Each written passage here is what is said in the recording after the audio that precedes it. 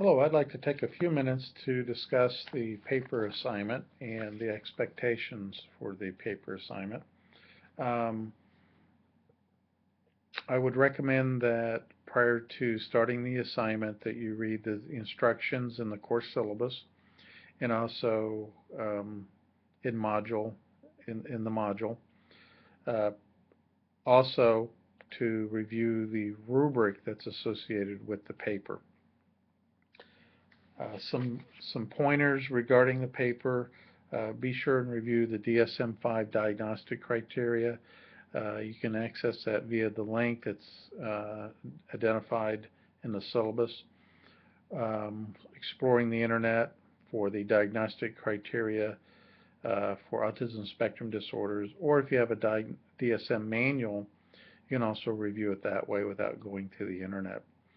Uh, the the goal of the paper is to help you read through the diagnostic criteria, gain an understanding of the new DSM-5 diagnostic criteria.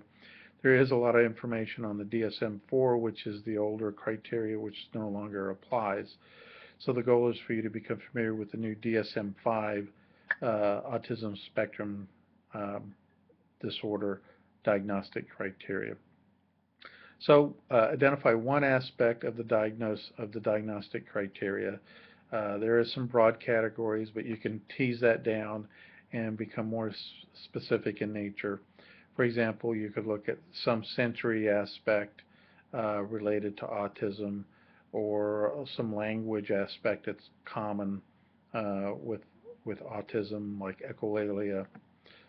In doing so, you need to discuss how what you're discussing is related to the DSM diagnostic criteria, how it might present itself, how you would look for it, uh, and find primary sources that discuss that particular symptom or diagnostic criteria and discuss it in the paper.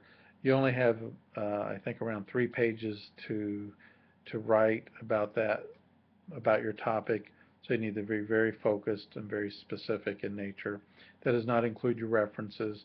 Again, be sure and look at the rubric and the requirements for references and primary sources, how many primary sources that you need to access and use versus internet sources.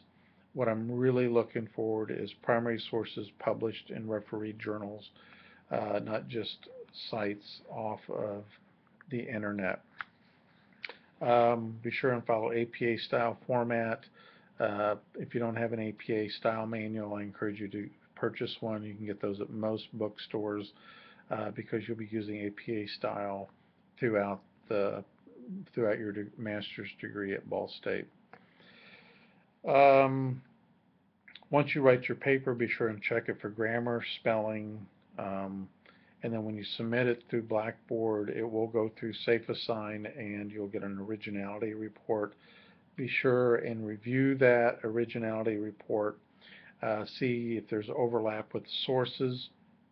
It's important to paraphrase information, not just copy it, which would be considered plagiarism. Also, not just to copy large sections and put quotations around it and provide a page number. For graduate level writing, you need to paraphrase the content and not just copy several sentences or even one sentence and put quotations around it and then cite it. It needs to be in your words, paraphrased. I know that every now and then you're going to use a couple words from the sources, but try to rephrase as much as you can.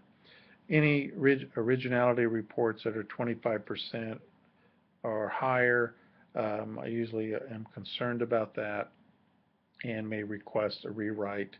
Uh, and it will look at other students' papers that have been submitted on the topic. If you submitted any other papers on the topic, and use that original content again. It also will look at any published sources on the internet. So that originality report does um, provide a broad, um, uh, it broadly explores all the sources out there and compares your paper to them. Again, you can look at the originality report, and you get to resubmit the paper after you're making revisions, and then you get another originality report. Hope you enjoy the assignment. There should be a large amount of sources out there on the DSM-5 at this point. Look forward to reading your papers.